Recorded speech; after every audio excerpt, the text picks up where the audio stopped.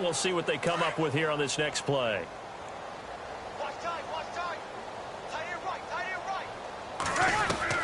Now they'll throw with Breeze. Under pressure, down he goes. Sacked at the 10. Look, Carolina had a number of issues last year, and that's why they slumped to 6-10 after a Super Bowl appearance. But pass rush wasn't a problem for them. They still got to the quarterback. 47 total sacks. That was just one behind Arizona, who led the league. Yeah, I think the biggest issue for them, young corners that gave up a lot of big plays. Now Breeze drops this off to Kamara out of the backfield. They'll wind up getting 7 on the completion, but they'll still be faced now with a 3rd and goal situation. I know most of the time when the ball's in the air, you're thinking wide receiver, tight end, but running backs, they can be a big part of any passing offense nowadays. Here's Breeze to throw. And almost intercepted. Would have been a huge pick in the end zone, but as it stands, that brings up 4th. Let's give this defense some credit now. They let the guys get downfield, but when push came to shove, they stood. And he is into the end zone. Touchdown, New Orleans. From 3 yards out, and the Saints just continue to roll. Coming into the year, Breeze, 465 touchdown passes, add another one to the total. You know, it's funny, I just talked with his college head coach, and he told me that when Drew was a sophomore at Purdue, they weren't sure he was truly the starter, even though he started the opening game, and he made a play early in that one, where the coach got on the headset and told the rest of the staff, well, fellas, we found our quarterback.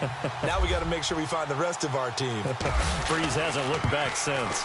And the lead grows even larger here in the 3rd quarter.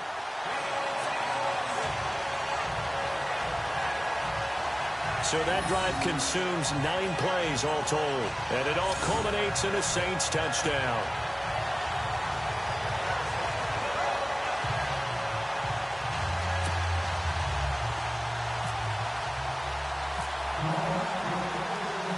Morstead, the punter, out to kick it off.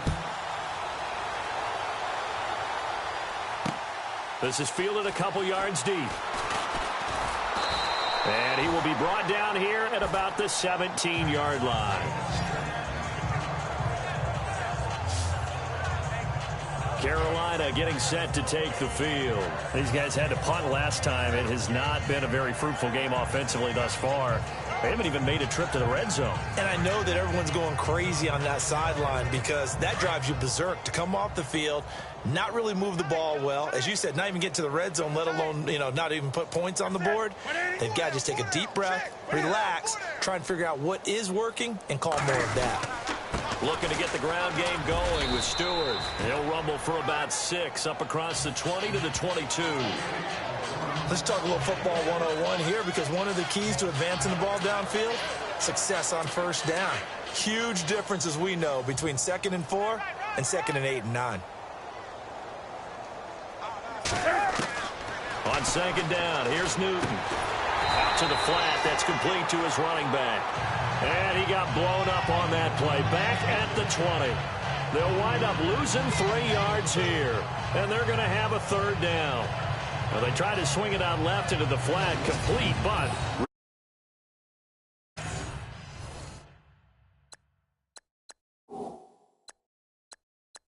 And they played that one like a great boxer. They were on their toes on that one. They weren't back on their heels reacting to the play.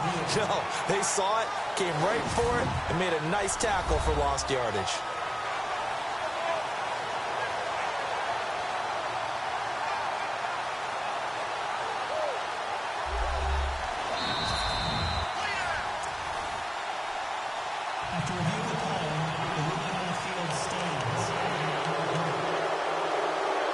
The Panthers on 3rd down. Just 1 for 5 to this point. This is 3rd and 7. Here's Newton.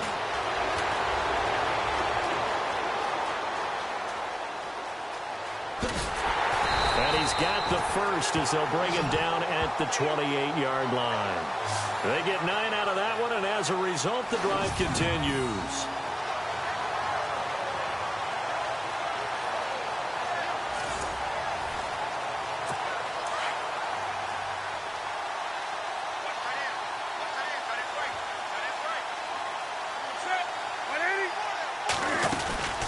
Now Stewart on first down. And he'll get about 4 across the 30 to the 32. Tough running there. That's a hard-earned 4 yards. Yeah, those are the unsung kind of runs. They don't fill out the stat sheet, but they do set you up in good position on second down.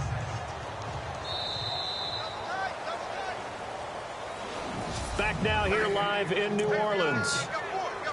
And this is a blowout so far as we get set for the fourth quarter. A very one-sided affair.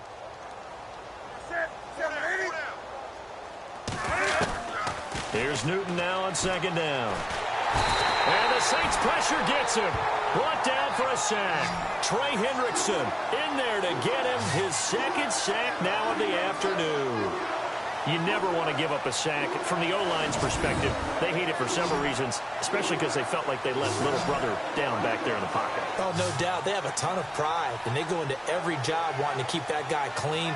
They want that uniform with no grass stains, no dirt, nothing on it. But it's really, really difficult. You're talking about some terrific athletes who are trying to put him on the ground. So now Cam leads the Panthers up following the sack. Carolina facing 3rd and long. A shotgun snap for Newton. Cam fighting. He lost the football. It's out. And he's going to be taken down here with a penalty flag on the field.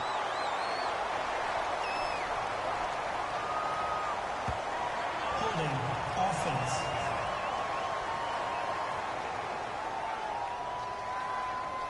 So that one a hold right guard. And you understand why offensive and defensive linemen probably go to martial arts schools and work on their hands so often, because that can be the make or break difference on a play. This time he had to grab a jersey in order to make the play happen. Got caught for the penalty. And he couldn't hang on to it through the contact. Incomplete. Another wayward pass. You know, things started out poorly in this game, and to be frank, they just really haven't gotten much better. And all that does is embolden the secondary.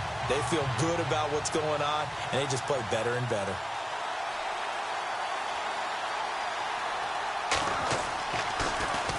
He gets this one away, and boy, it's another boomer. This is fielded at the 27. Skirts by him at the 35. Boom! Still fighting through tackle. Ted Ginn's gonna go. Touchdown, New Orleans. Ted Ginn, 73 yards. And the Saints are pouring it on. So another score there, and often you talk about the 3 phases of the game. Defense, offense, special teams. It's been a clean sweep in this one, hasn't it? It certainly has. They've been pretty dominant throughout this game. And privately, the head coach will add a 4th phase. That's the coaching. And he'll tell the ownership that as he tries to negotiate a new contract off of this win. They are looking strong here in the 4th quarter. Well, it's no secret. That's why they have him return punts. He has the capability to take them back, and he did so there.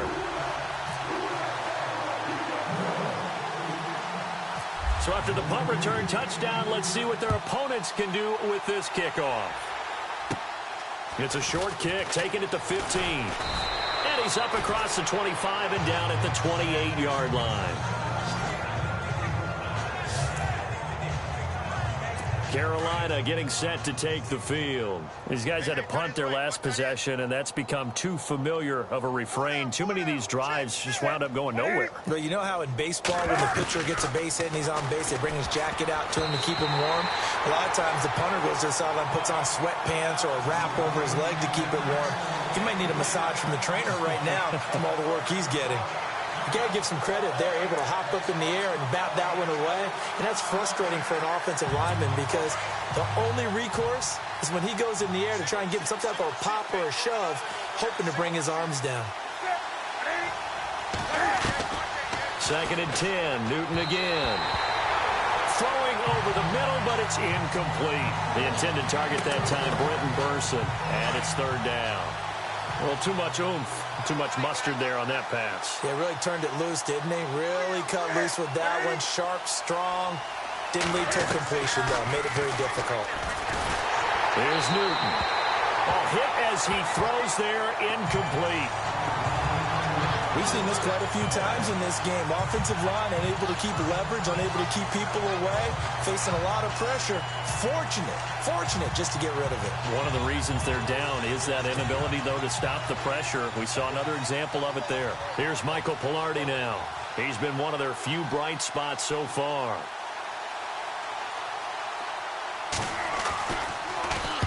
Averaging over 50 yards a punt so far as this one's away.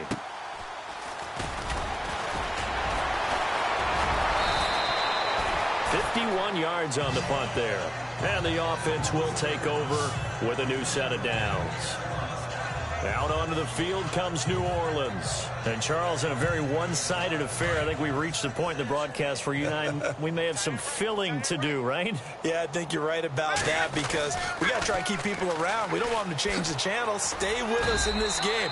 Is that Ben Ramsauer? Are you hearing from Ben on the headset here? Tell us, stretch this thing out a little bit. Get some talking points. Dig them all out. That's what you get. A big-time producer. Keep them here.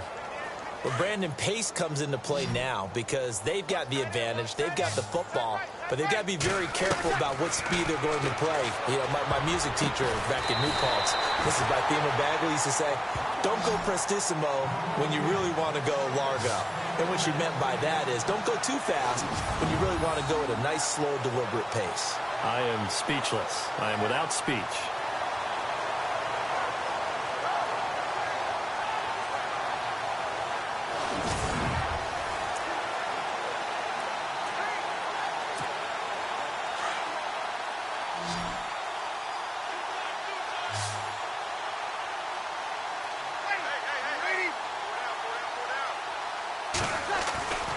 Breeze now on first down.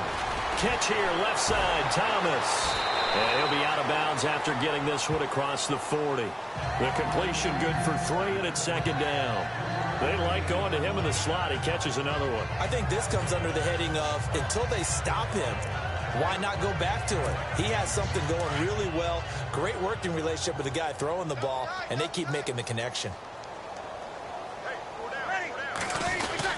A 10th carry here for Mark Ingram. And some space here.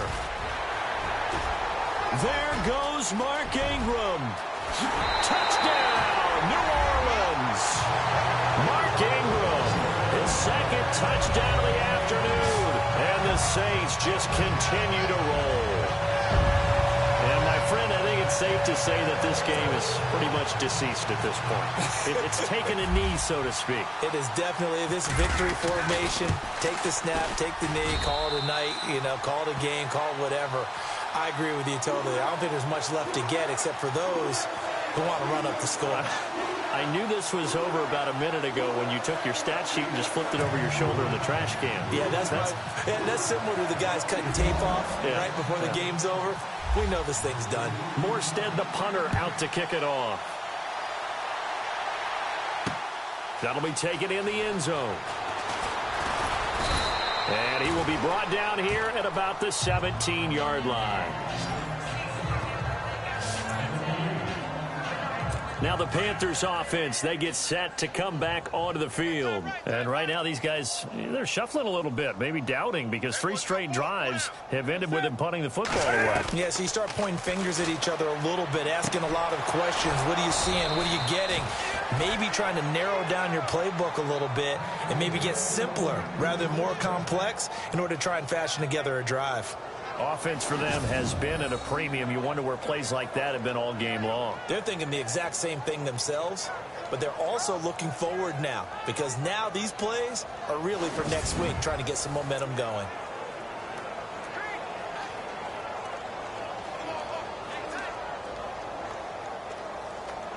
First down and 10 now for the offensive group.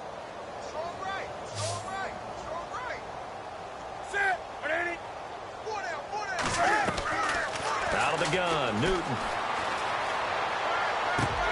And it pops free. The collision there jarred the ball loose and brings up second down. So he can't hang on, and as I watch that unfold, I remembered an expression that I've heard, maybe from you, I don't know, but you're going to get hit anyways, might as well hold on to the ball. Well, you know a coach said that, right? Yeah. Not an actual player. No chance at all. Way easier said than done. On 2nd and 10, Newton. And Olsen over the middle. 4 yards on the completion, and it sets up a 3rd down. That was an okay hook up there with his tight end, but unfortunately, they didn't get the kind of yards they had hoped for. That's going to bring up 3rd down. Time for a break. We'll come back and wrap up garbage time after this. So it's Panther football as we welcome you back.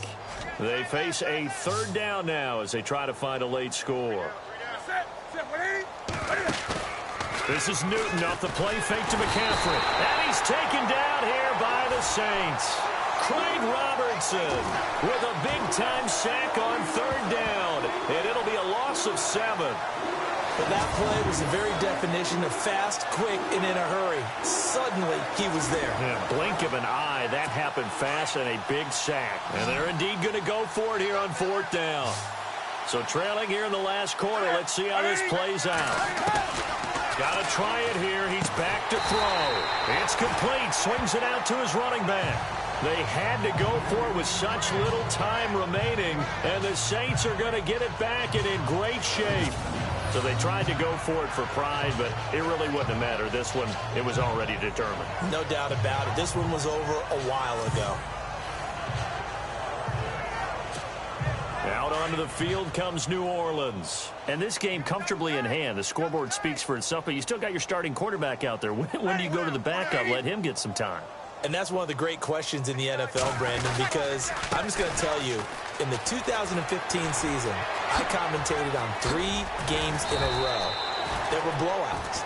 And in none of them did the starting quarterback ever come out of the game for the team that had a big lead. And in each instance, I asked the coaches later on, why didn't you do that? And they all looked at me and said, just don't really do that in the NFL. You know, these guys play, and we just play them all the way through. Now, in certain situations, they will take them out, but for the most part, they're not as worried and concerned about getting them out of the game. And that's always puzzled me a little bit. And he takes it down to the 10-yard line. It's a really nice 15-yard pickup, and now it's 1st and goal.